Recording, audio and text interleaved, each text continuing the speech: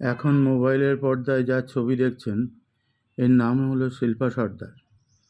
কেন এদের ছোট জাত এবং ছোট লোক বলে তার একটা নমুনা দিচ্ছি। একে তো এর বর লোকের কাছ থেকে চিটিংবাজি করে পয়সা আয় করে সংসার চালাচ্ছে, তার উপরে এই ভদ্রমহিলা আবার করেছে কি, ওর বাবারে নিজের কাছে রেখেছে, অর্থাৎ বাসুদেব সর্দারের শ্বশুর মশাই এদের সঙ্গেই থাকে। তার আবার গুণে নুন দেওয়ার জায়গা নেই।